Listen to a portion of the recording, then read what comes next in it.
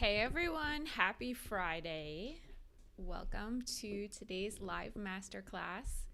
I'm so excited to have you here for a really exciting topic. We are talking today about how to craft memorable Mother's Day campaigns and spring marketing strategies, which is a hugely important topic as we are going into March tomorrow, I think, right? Yeah, today is the last day of the month. So the spring holidays are coming quickly upon us. Mother's Day will be here before we know it, and we want to start planning ahead for all of those campaigns. I will wait a couple minutes for people to trickle in. In the meantime, we have Rebecca, client account manager, who is moderating the chat and just keeping track of any questions that may come up. So you'll find her in the chat. I believe she just introduced herself, so say hi to Rebecca.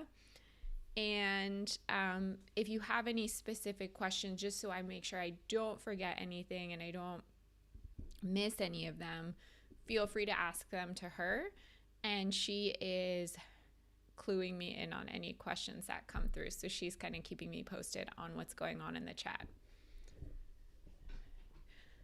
But I'll just wait another minute or two. I'm also looking over here to see who is here in the chat.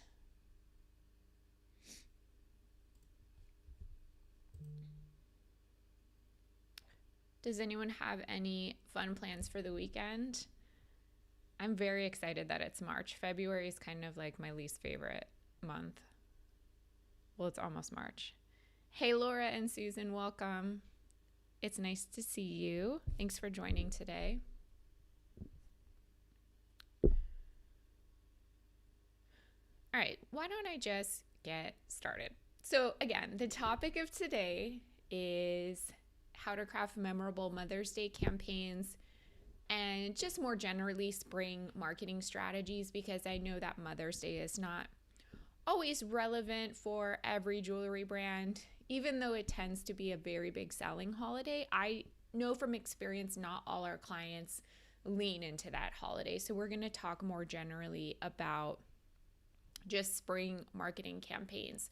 But I'm curious to know, let me know in the chat, let Rebecca know, historically in the past, has Mother's Day been something that you have tried to lean into with your marketing? And if so, how has it performed for you? Have you avoided Mother's Day? And because maybe you thought that it wasn't a big selling holiday for you, or have you always wanted to try something, but you just haven't been able to plan ahead? It's a little tricky too with Mother's Day because I believe it's always a different date every year. So you really have to be aware of the day that it's happening and work backwards from there, considering your production deadlines, your shipping deadlines, what you think customers will want at any given time period. So it's definitely a tricky one. It's not like Christmas, which is the same day every year. It's a little bit different. And you also have to work that around other holidays that some people might be celebrating, like Easter, for example, which also falls in weirdly different times every year. So it's tricky to navigate, and it is something that is good to get ahead of in the calendar. So let me know in the comments if it's something that you have prioritized before. If you haven't prioritized Mother's Day and spring messaging, why does it matter? I think this is a time of year where it depends where you live. If you live in a place like I do in California, it probably doesn't make a difference for you because the weather is kind of the same. But I did used to live on the East Coast, and I remember by the end of February, I was ready to go shopping, get my spring stuff. I couldn't wait to have a more light, bright, colorful wardrobe. I was ready to get out there. And I think for most people, that is more of the norm. They are ready to get out there, refresh their wardrobe, feel something again after the doldrums of winter. And I think psychologically, there's definitely an opportunity to like connect with customers just on that, Mother's Day aside. It's a period of renewal. It's a period of gratitude. Some customer shopping trends at this time are self-purchasing, sometimes gifting, again, because of the Mother's Day holiday, and then just this seasonal refresh. Like, I need to shed my winter skin and bring some color and levity to my life. I'm just checking the comments. So Rebecca said that Laura commented, yes, I have in the past. I also usually have an in-person market the week before Mother's Day. I usually will get more sales in person. That's a very well-timed market. I do hear about that a lot, that there are a lot of in-person opportunities leading up to Mother's Day for people to go shopping for mom or take mom on a pre-Mother's Day shopping trip or like a mother-daughter thing. So I love that. If you're able to participate in something like that, I think that that can be a really good opportunity. And again, even just tapping into this spring feeling that people want something new and fresh. So also when it comes to Mother's Day marketing, when it comes to spring marketing, think about your customer. We work with a lot of different clients who have a lot of different target audiences. For example, one of our clients every year, she sends a Mother's Day opt-out because she now has children, but had struggled with infertility. And I'm not sharing anything private. She, shared this in her own marketing, but it's kind of a sensitive holiday for her. And she understands that there may be other people struggling with that holiday. And it's something we don't think about, that Mother's Day, the holiday, can potentially be triggering for people in many ways. Maybe they just lost their mom, or they're struggling to become a mom, or for whatever reason. It could be a holiday that's like very fraught with emotion. So you do have to consider that, because that is a reality. I'm not saying you have to like censor your Mother's Day messaging because maybe one person out there in your target audience would have a difficult time with it. But if you know that your target audience is a group of people where it might not be the holiday they're the most excited about, you either have to treat it more sensitively or just kind of avoid the topic altogether. In addition, let's say, for example, your audience is more mature women, and a lot of them at this point would be grandmothers having grandchildren.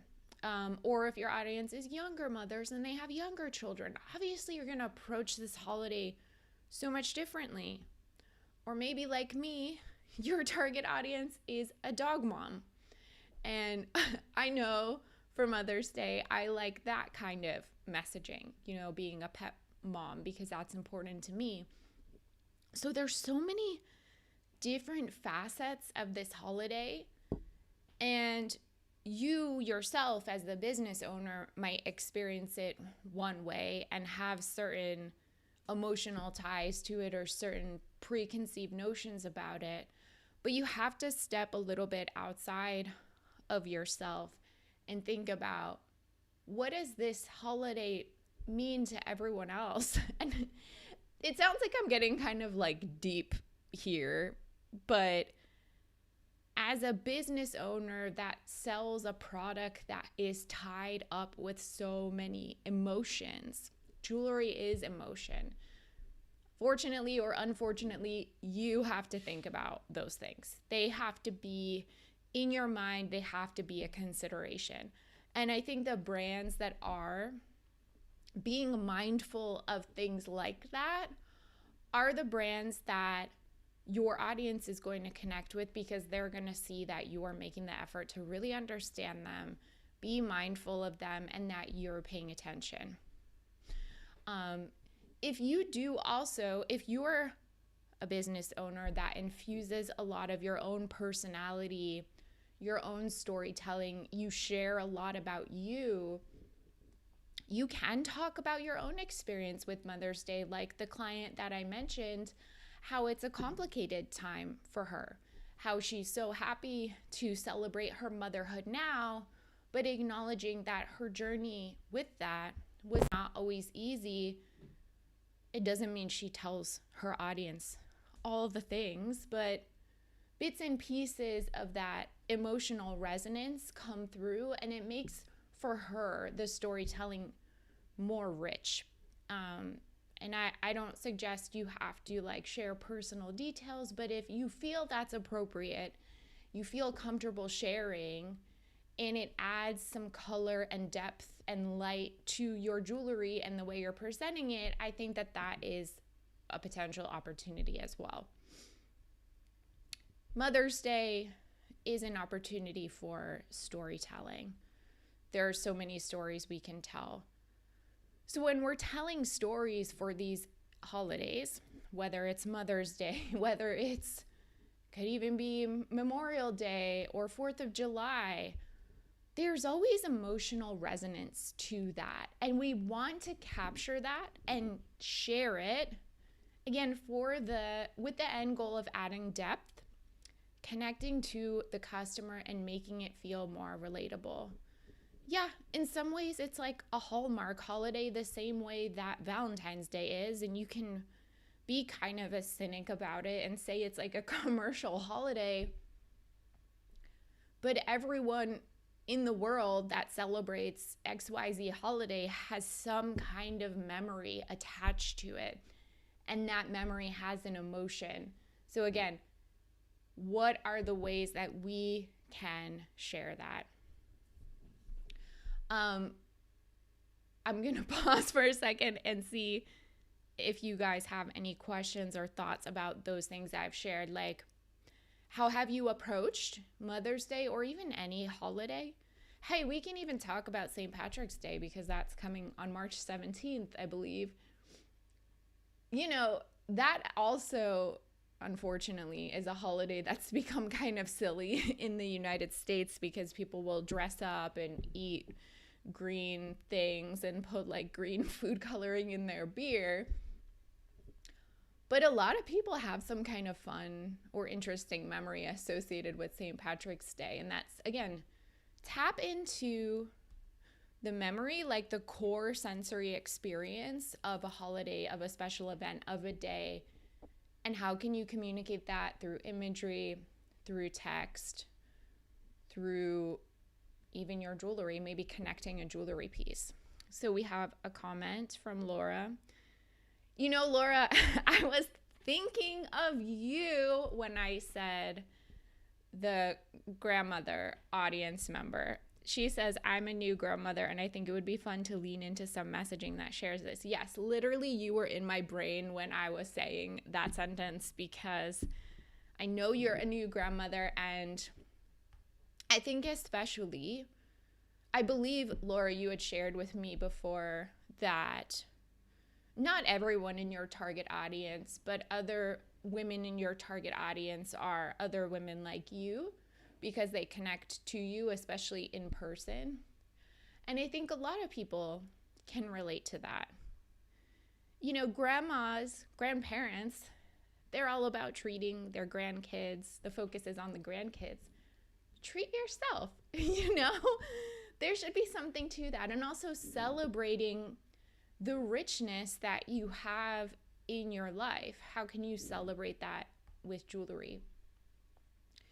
A lot of brands do this by having actual jewelry pieces, like products for this purpose, like a mother's ring or mother pendants or personalized pendants or birthstone stuff.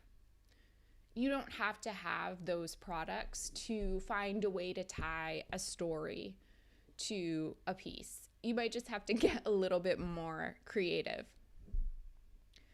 But in that regard also, and I'm kind of riffing off of what Laura said, knowing your customers too. So I know Laura, for example, she does a lot of in-person events like markets and craft fairs and things like that. and I'm not going to assume, but I'm guessing that she gets to talk to a lot of people who are interested in her jewelry, even her customers. There's an advantage to that because you can learn things that you wouldn't necessarily know from just like being on Instagram and people liking your posts. Like, for example, someone could say to you, I love this turquoise necklace. I'm buying it because turquoise is my granddaughter's birthstone in December and it makes me think of her. And you, as the business owner, may not even, I mean, obviously you probably know it's the birthstone, but it's like your customer is giving you a gift in the sense that now you have a new way to talk about your jewelry. Like, oh, get this to celebrate you being a grandma, like this is a birthstone. So having those two-way conversations with your customers can also help you understand, in the context of holidays like Mother's Day, how can you merchandise the piece? How can you tell a story? It's sometimes hard to like make it up in your own brain. You have to get that feedback. I think it's actually essential to have that like two-way interaction. So one other thing, this goes back to what I mentioned about, okay, so going back to my client example of before Mother's Day comes, and I'm not suggesting you do this, but I want to share this as an example for some other ideas. So before Mother's Day comes, she sends an email or a couple emails to her full list in her email platform that's like, Mother's Day is coming. I know it can be difficult for some people, and I want to give you an opportunity to opt out of my Mother's Day messaging because I'm about to send a lot of emails about Mother's Day, because I think she, if I remember correctly, has like a Mother's Day sale. A lot of her jewelry is specifically for moms, and she doesn't want to overwhelm people who don't want to receive those kind of emails. And so some people do opt out, and we just then segment emails. So the opt-out people, they get a similar calendar of emails, but it's just devoid of any specific Mother's Day, like nostalgia, messaging, etc., etc. I'm just looking, Laura said, when I was talking about the markets and the turquoise birthstone example, yes, there is, and as tiring as the markets are, I get to meet and talk to them. The feedback is great. Yeah. If you can do in-person events, that's the best way to get these like ideas and fuel, especially for these more emotional touch points that you have with your customers. Okay, sorry. So the client, she has this Mother's Day opt-out. Some people opt out, they get a different set of emails. So again, I'm not suggesting every brand has to like ask their customers, is this triggering? Do you want to opt out? For this client, it makes a lot of sense, but I don't know if it's suited for everyone. However, what I do think you could do is do some segmentation with your email list. And even if you just have like 500 people on your list, if you're in Klaviyo especially, this is really easy to do. You can make a segment in Klaviyo that is based on people that purchased between X date and Y date of the previous year.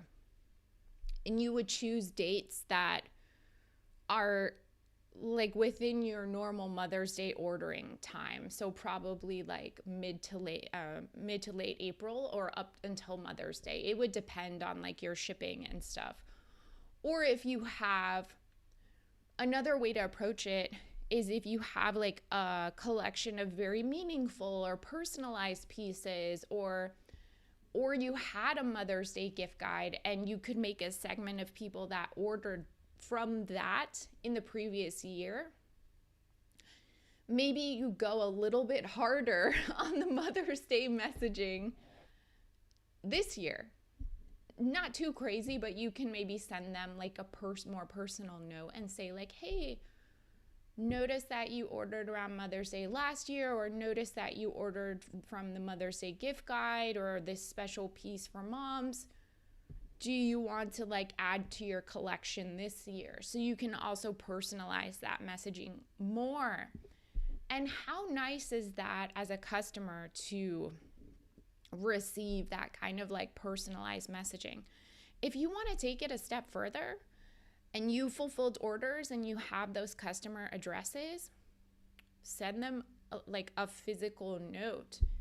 You might think to yourself, oh, well, if they ordered a jewelry gift for mom last year, maybe they wouldn't want to do that again this year. But who knows? Build out mom's collection. She got a necklace. Maybe this year she needs an earrings or a bracelet or something. So I wouldn't discount that. I think Mother's Day often sneaks up on people and they sometimes forget to get mom a gift, and it ends up being like a very last minute thing. So consider it as you are offering sales as a service by reminding people when Mother's Day is, because everyone forgets, and also suggesting a product to them. Like, how cool is that? You have just lifted a load off of that person. Also, if you know moms who are within your list, maybe encourage them to treat themselves or something like that. So there's a lot of different ways to approach this. Okay, so let's get into some like specific strategies for selling for Mother's Day. And again, this can apply if you're not doing Mother's Day, just substitute the word Mother's Day for like spring promotion of whatever kind that you do, because there are a lot of opportunities for that. Gift guide, obviously.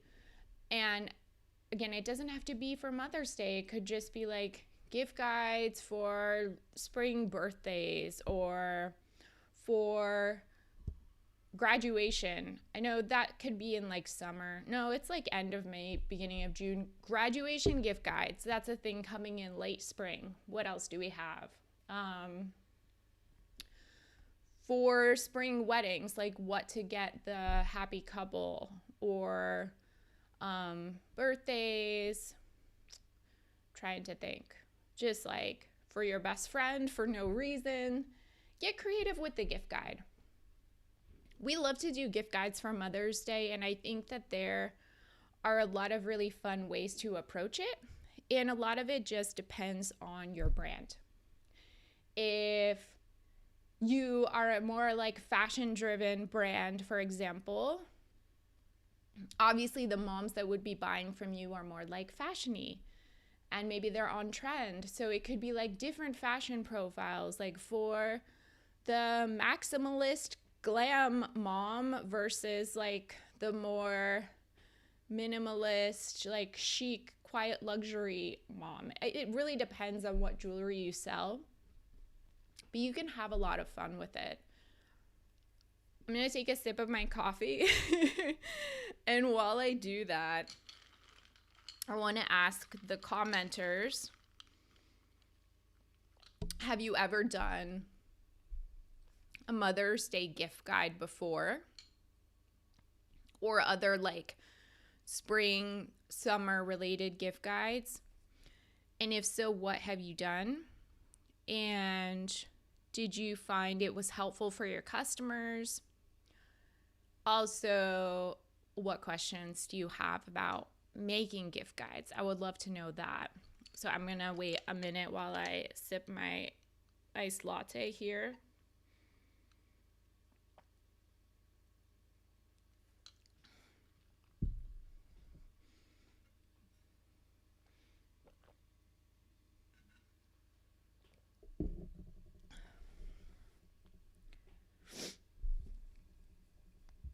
I'll just, if something comes in, I'll just address it. But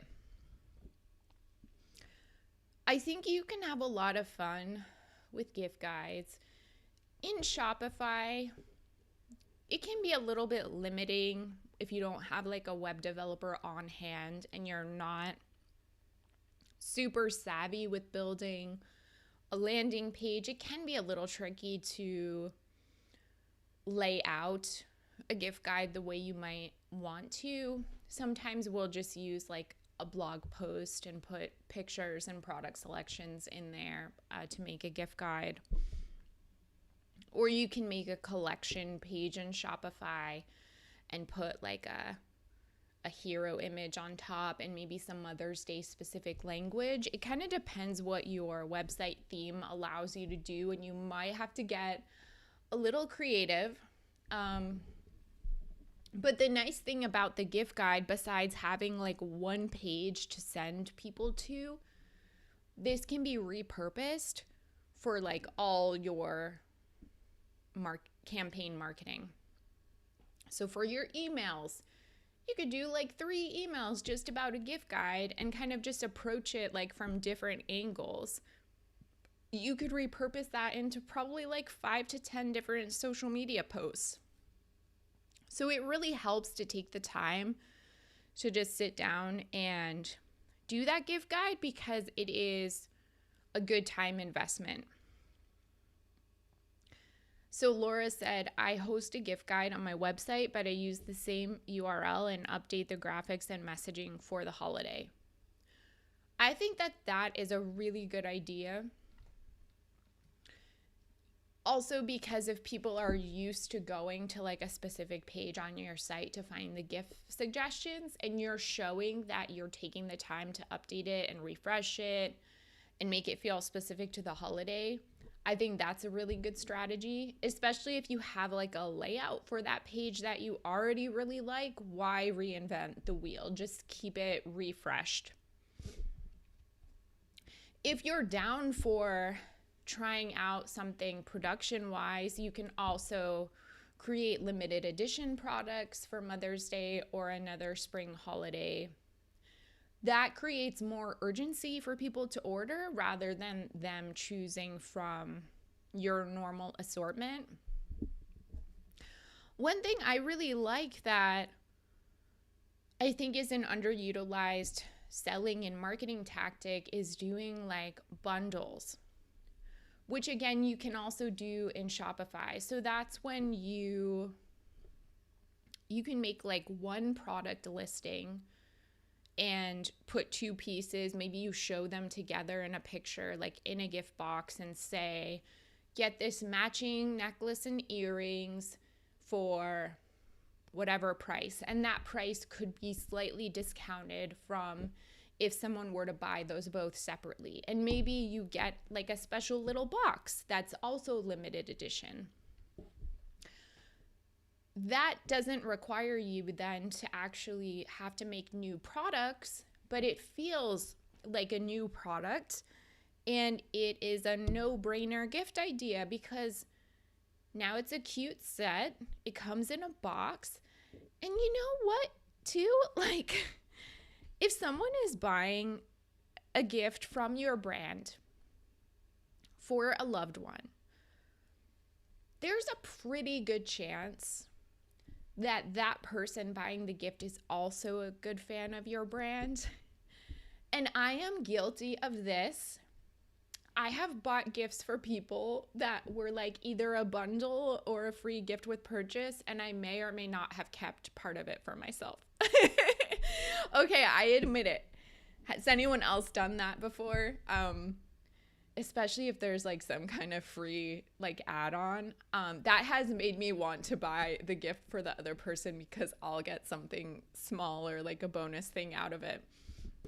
And I think you can't discount it, or you could even position it like that, like buy something for mom and get like a complimentary thing for yourself. Or maybe you and mom have matching bracelets. Like that would be so cute. So one, you have to think, would my target audience actually like that? And then how can you execute that with the products that you have?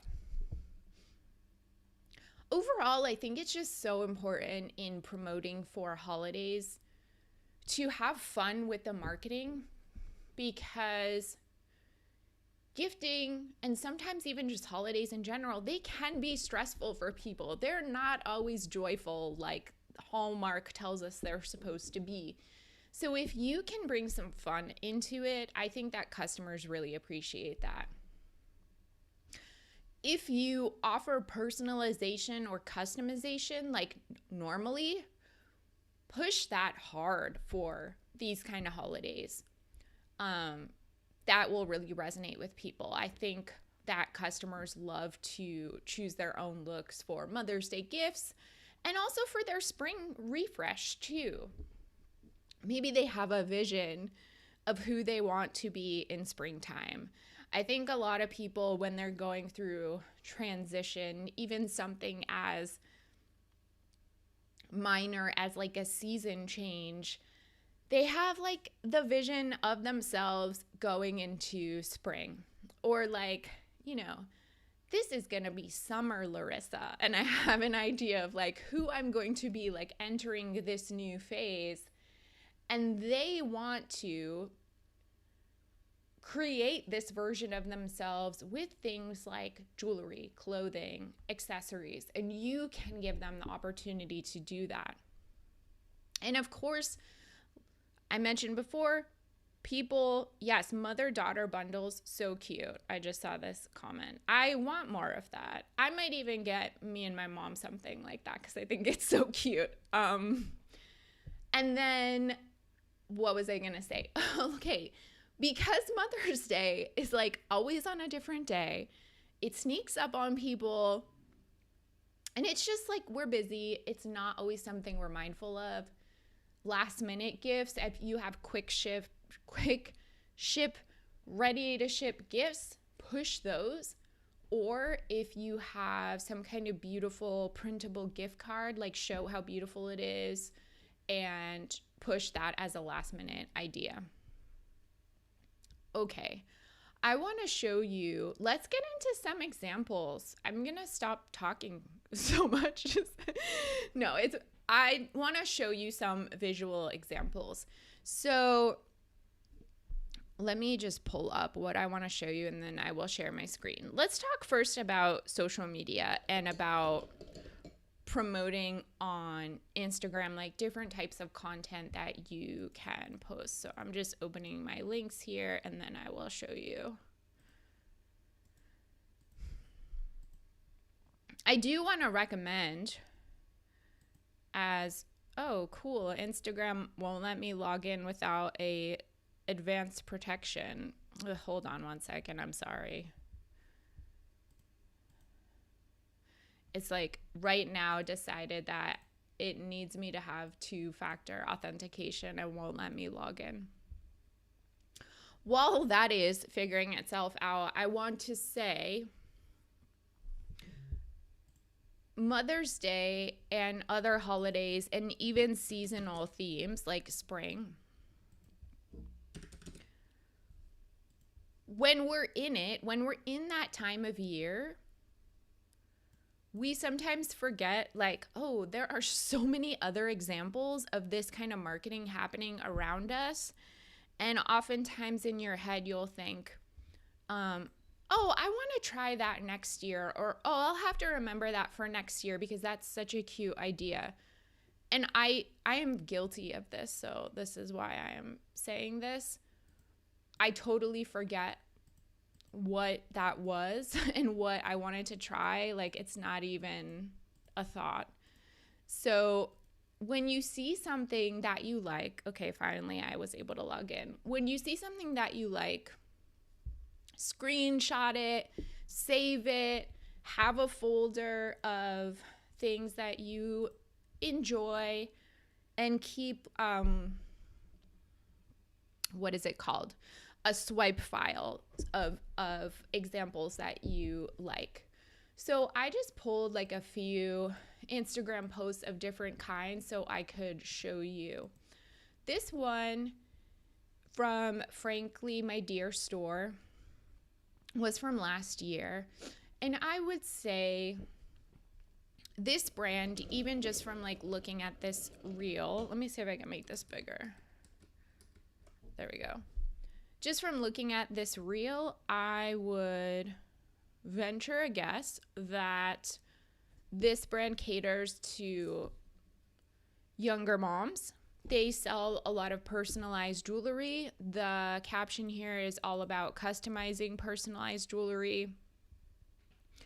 And what I like about this, just to kind of take inspiration from it, you don't have to go find like a mom and a baby, but what I like about this is that it says a lot without having to say a lot. Like, it's showing this very tender imagery of a mom and baby, like kind of minimalist white clothing, and this necklace is front and center. So it doesn't even have to like communicate a lot of things. It's just showing the meaning and almost like how the identity of this person can be represented through jewelry. So if you can story tell more through imagery and through video, I think that that makes a really big impact. Like, I don't even have to read this caption to kind of get a feel for what is going on here and how I'm supposed to feel and what I'm supposed to take away from this. And it's so short and, you know, very minimal. In a different vibe, this is a brand called Monday's Made. And actually, I don't know a lot about this brand. So it's refined jewelry for the whimsical spirit. And what caught my eye about this is that I thought it was like a very cute layout, and it made the gift guide idea very visual. So this is gift guide for preppy moms. And again, I like that because I mentioned like, oh, maybe pick like an archetype or a personality. So this is gift guide for preppy moms, and they have all these different flat lays. It's a carousel.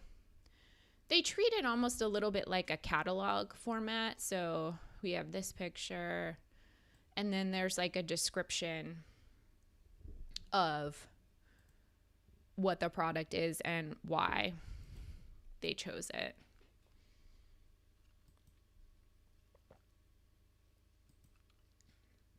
So like, you could use Canva to recreate something like this. You don't even necessarily need model pictures. You could have some fun with it. But I like this concept of the carousel gift guide. And then here we have, I chose this one because I felt like, let's say for example, you don't have access to a mom and a baby model, and this is not doable for you. I thought this was a way to do something semi-similar without having access to a model. Like, they did these flat lays, but they have these pictures of moms and daughters behind them. So you still get this feeling of the connection and love without necessarily having access to models.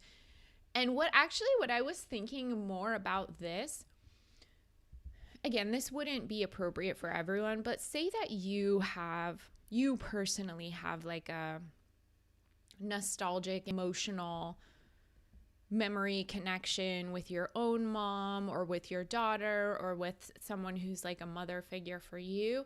How cute would it be to like make it personal? Maybe on a table have like some throwback images of you with like your daughter or your mom or your grandma or whatever, and then show yourself. And everyone loves pictures like that. You know, everyone wants to see love and connection, and I think that's a way to make it feel a little more personal. And then this last one from Sierra Winter, so doable. Like, just a flat lay here. In search of Mother's Day gift inspo, our edit is up on the website and features our classic Mama collection along with Mother Pearl, Freshwater Pearl, Opal, and more. So their call to action is to check out the gift edit on their website. Okay, so what do you all think of those examples? Have you ever seen any posts or social media content that inspired you? I would love to know. And how do you think you could adapt some of those examples? And in the meantime, I'm going to open some other links here and then reshare my screen of a whole bunch of different email campaign examples. Whoops, hold on.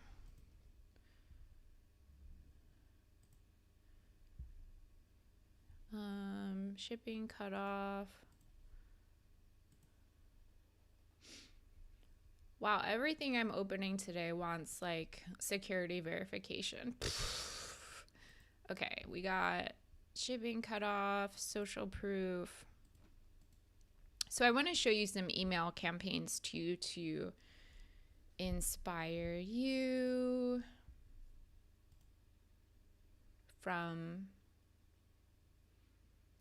Okay, I can share my screen now. So, by the way, you probably heard me mention this before, but this website, milled.com, is a great place to find email campaign inspiration. It's like a aggregator for email campaigns from lots of different brands. You can search for keywords and brands. And also search for like time periods. So it's a good way to like look for inspiration. Laura said that she loved the carousel gift guide and the flat layover picture of mother-daughter. Yeah, I love those too. I think a carousel gift guide, you can't go wrong with that.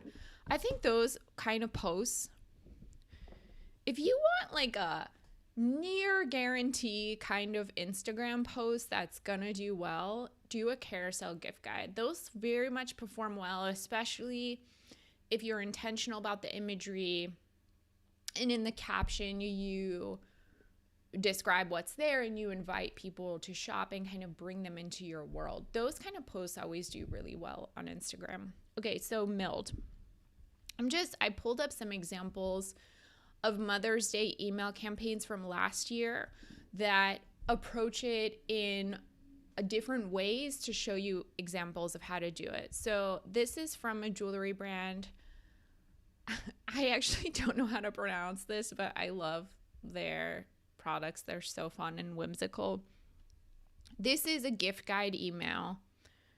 The link no longer works because this is old from last year, but they do highlight some of their selections in this email. So gift guide for Mother's Day. And they're showing off in a very visual way, like here's a bestseller, like can't go wrong with this. People love it. Iconic. This is, also they sell like perfumes and stuff. But it's all about celebrating mom. It's very floral, feminine, and bright. And then this would link to a gift edit or a gift guide. Then this one from a brand called Sequin. I wanted to show you this because it's an example of last minute. So let's say like your shipping deadline passed, but you want to remind people that they can still order. Let her decide, send a digital gift card, and we'll sweeten a deal with added value. So they actually had a promotion that if you purchase $100, you get $125. So if that makes sense for you, you could do something like that. It's a great way to encourage people to order last minute and treat mom. This is also like a last minute gifts, but with the shipping deadline still possible. So still need a gift, we've got you. Order select gifts by noon on May 10th to get it shipped just in time for Mother's Day. So you do want to remind your customers of those shipping cutoffs. Keep reminding them, like, get it by Mother's Day. Here they have a pickup in store option or order. Also, we're here for you. So like showing support, showing that you're there to help your customers if they need it. Also, what was this one? Oh, I liked this example because it has customer reviews in it. So like social proof. So these are select gifts for mom. This is the best necklace, 5 stars, great quality, wonderful customer service. So they're kind of just like markers that encourage people to buy. And then this one from Brilliant Earth has a really cute GIF in it that shows moms. Very cute. Seize the moment. Order by noon tomorrow for Mother's Day delivery. It's not too late. And then they have gift ideas like gifts under $250, gifts under $500, gifts under $1,000, gifts over $1,000. Gift of the day. 7 days of gifts for mom. And then they have a promotion. So that's kind of cool. Which of those emails do you think resonate the most with you? I would say for spring and Mother's Day, think through the visuals also. I mean, this might be obvious, but like lean into spring. It's spring. We want color. We want warmth. We want bright. We want renewal. We want flowers. We want cheerfulness. You know, not all of those things are going to exactly align with every brand. If you have a more moody brand, maybe it doesn't 100% align with you, but how can you take spring and the general idea we have about spring and adapt it to your brand? Yeah, and also, as I mentioned earlier, just like consumers wanting to shed their winter skin, refresh their wardrobe, become a new version of themselves, give styling tips, lean into, you know, what are the spring trends? I think even if you're not necessarily a trend-driven brand, look to fashion to see what is fashion forecasting for spring. What can I take from that resonates with me, and how can I apply that to my brand without necessarily being like trendy? Because we cannot ignore the fact that jewelry is fashion adjacent and people wear it to adorn themselves and to look good. So we have to be mindful of how people are getting dressed also. And the last thing I want to say about Mother's Day and just about any key spring dates, which, as a reminder, key spring dates, I mean, tomorrow is the first day of March. Daylight savings time is March 9th, which could be a fun thing to talk about in marketing, like more sunshine.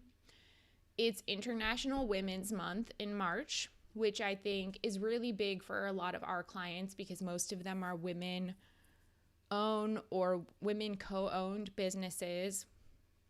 International Women's Day is March 8th. St. Patrick's Day is March 17th. First day of spring, March 20th. Mother's Day, May 10th.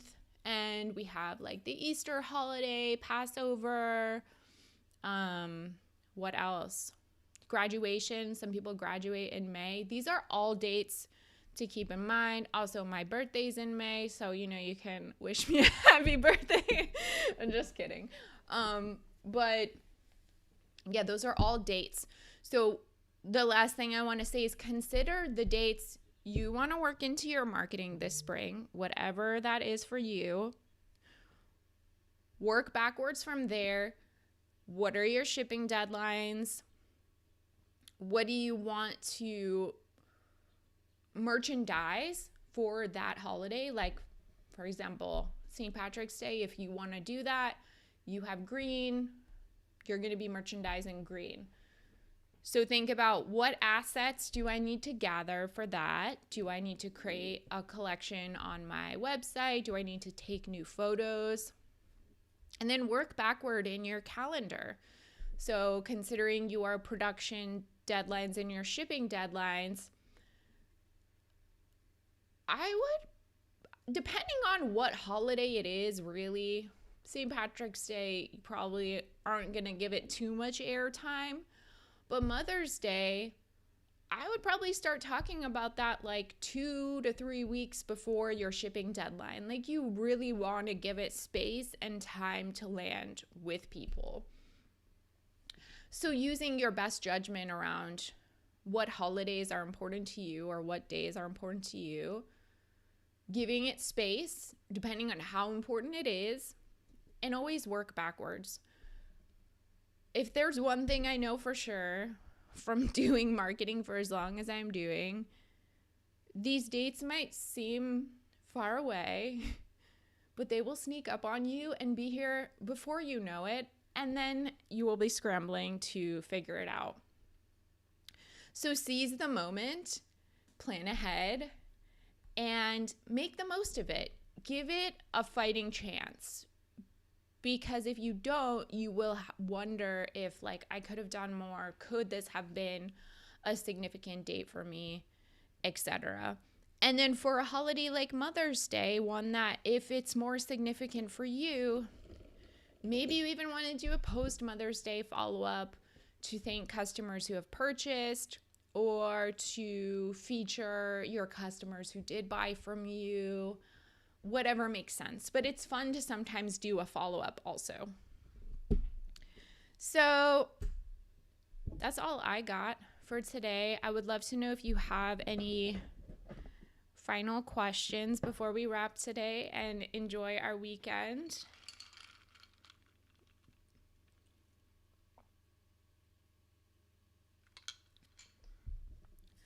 Any tips or guidance?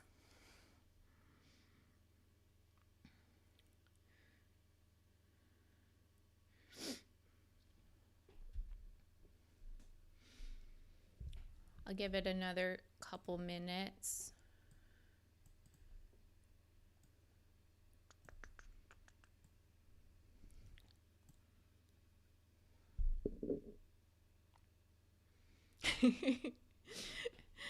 All right, everyone. Well, thanks for joining. Thanks for listening. There will be a resource kit all together with the recording of this live stream for you to check out, along with the examples that I included if you want to check those out as well. And I hope you have an amazing weekend, and I will see you soon on JoyDeck. Okay,